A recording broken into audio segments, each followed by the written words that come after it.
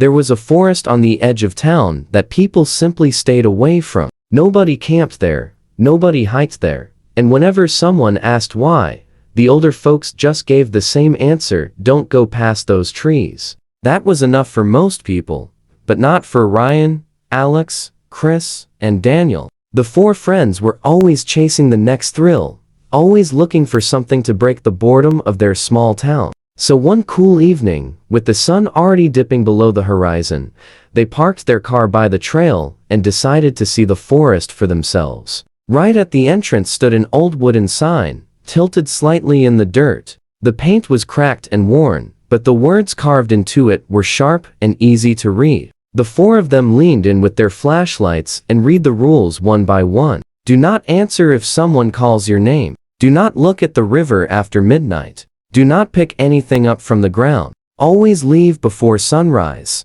Ryan scoffed as soon as he finished reading. He tossed his backpack strap higher on his shoulder and said, "Seriously? This looks like the start of some cheap horror movie." Alex chuckled, shaking his head as he swept his flashlight over the tall trees. "Yeah, it's probably just to scare kids off. Somebody around here's got a sense of humor." Chris didn't laugh. He stood there staring at the sign, rubbing the back of his neck. "Feels a little too specific, don't you think? Like someone saw something and needed to warn people." Daniel stayed silent for a long time. His eyes stayed on the carved letters, his jaw tight. Finally, he said quietly, "Rules like this don't come out of nowhere." Ryan rolled his eyes and started walking down the trail. Alex followed right after him, still grinning. Chris lingered a moment, uneasy, before trailing behind, and Daniel was the last to step into the trees. The deeper they went, the stranger the forest felt.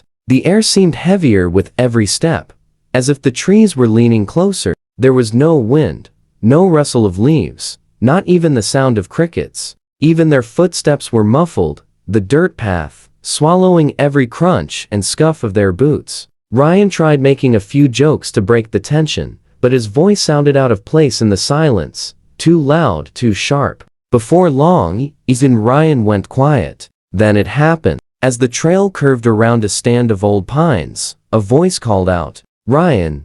Ryan stopped dead in his tracks and whipped around, his flashlight beam slicing through the trees. The sound had been so clear, so familiar.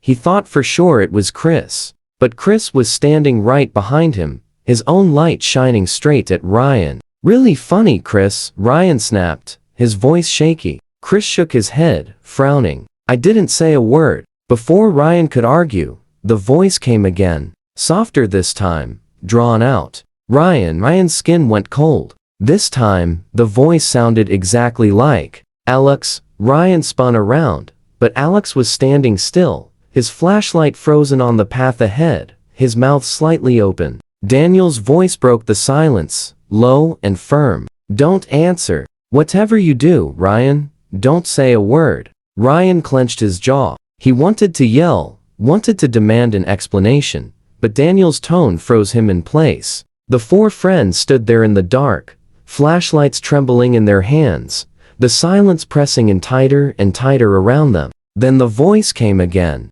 This time it was right by Ryan's ear. Ryan flinched back so hard he nearly dropped his flashlight. Chris cursed under his breath. Alex muttered something Ryan couldn't catch. Daniel didn't move, he just repeated himself, his voice sharp and steady. "Don't answer." Ryan's chest heaved as he tried to calm his breathing. The forest felt alive now, watching them, waiting. And for the first time, Ryan understood what Chris and Daniel had felt the moment they read that sign. The rules weren't jokes. The rules were the only thing keeping them safe.